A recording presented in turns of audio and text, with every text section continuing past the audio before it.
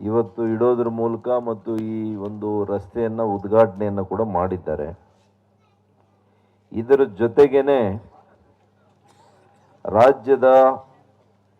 ರಾಜ್ಯದಲ್ಲಿ ಎಂದೂ ಕೂಡ ಮರಿಲಿಕ್ಕೆ ಸಾಧ್ಯ ಆಗದಿರ ಇರತಕ್ಕಂಥ ಸಾಹಸ ಸಿಂಹ, ಕರ್ನಾಟಕ ರತ್ನ,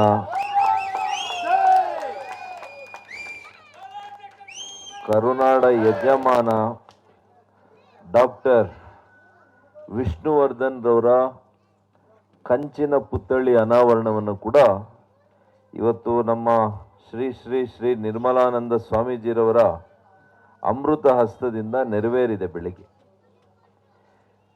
ಇವತ್ತು ವೇದಿಕೆಯಲ್ಲಿ ನನ್ನ ಜೊತೆಯಲ್ಲಿ ಹಸೀನರಾಗಿರ್ತಕ್ಕಂಥ KMFನ ನಿರ್ದೇಶಕರು, ಬಮೂಲ್ನ ನಿರ್ದೇಶಕರು ಆಗಿರ್ತಕ್ಕಂಥ ಸತೀಶ್ ಕಡತನಮಲೆ ಅವರೇ,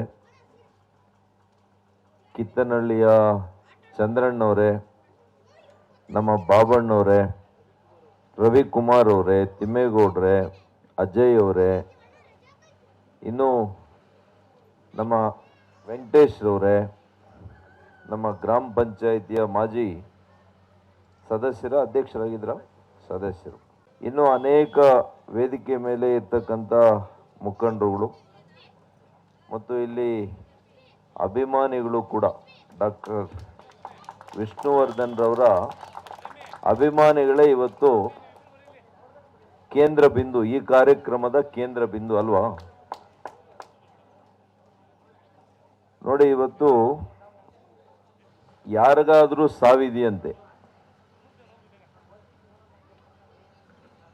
ಕಲೆಗಾರರಿಗೆ, ಕಲಾವಿದರಿಗೆ ಯಾವತ್ತೂ ಕೂಡ ಸಾವಿಲ್ಲ ಅನ್ನೋದಕ್ಕೆ ಇದು ನಗ್ನ ಸಾಕ್ಷಿ ಅಂತ ನಾನು ತಿಳ್ಕೊಂಡಿದ್ದೆ. ಇವತ್ತು ಅನೇಕ ವರ್ಷಗಳಾಗಿದ್ರೂ ಕೂಡ, ಇವತ್ತು ಅವರು ದೈಹಿಕವಾಗಿ ನಮ್ಮ ಜೊತೆಯಲ್ಲಿ ಇಲ್ಲದೇ ಇದ್ರೂ ಕೂಡ ಅವ್ರ ಮೇಲೆ ಪ್ರೀತಿ ಮತ್ತು ಅವ್ರ ಮೇಲೆ ಇರ್ತಕ್ಕಂಥ ವಿಶ್ವಾಸ ಇವತ್ತು ನಿಮ್ಗೆ ಯಾರಿಗೂ ಕೂಡ ಕಡಿಮೆ ಆಗಿಲ್ಲ, ನಮ್ಗೆ ಯಾರಿಗೂ ಕೂಡ ಈ ರಾಜ್ಯದಲ್ಲಿ ಕಡಿಮೆ ಆಗಿಲ್ಲ. ಇವತ್ತು ಮೊದಲನೇದಾಗಿ ಡಾಕ್ಟರ್ ನಮ್ಮ ಬಾಲಗಂಗಾಧರನಾಥ್ ಸ್ವಾಮೀಜಿರವರ ಬಗ್ಗೆ ಒಂದೆರಡು ಮಾತುಗಳನ್ನು ಹೇಳಿ ನಮ್ಮ ಸಾಹಸ ಸಿಂಹ ಡಾಕ್ಟರ್ ವಿಷ್ಣುವರ್ಧನ್ ರವರ ಬಗ್ಗೆ ಮಾತನಾಡೋಣ. ಸ್ವಾಮೀಜಿರವರು ಈ ರಾಜ್ಯದಲ್ಲಿ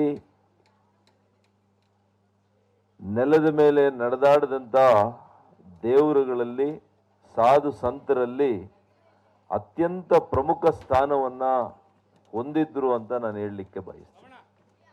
ಅವರು ಕೂಡ ದೈಹಿಕವಾಗಿ ನಮ್ಮ ಜೊತೆಯಲ್ಲಿಲ್ಲ, ಆದರೆ ಇವತ್ತು ಅವರು ಇರ್ತಕ್ಕಂಥ ಇಹಲೋಕದಿಂದ ಇವತ್ತು ಕೂಡ ಲಕ್ಷಾಂತರ ಯುವಕರ ಬದುಕನ್ನ ಕಟ್ಕೊಡುವಂತ ಕೆಲಸ ಇವತ್ತು ಕೂಡ ಇಹಲೋಕದಿಂದ ಅವರ ಆಶೀರ್ವಾದದ ಮೂಲಕ ಮಾಡ್ತಾ ಇದ್ದಾರೆ.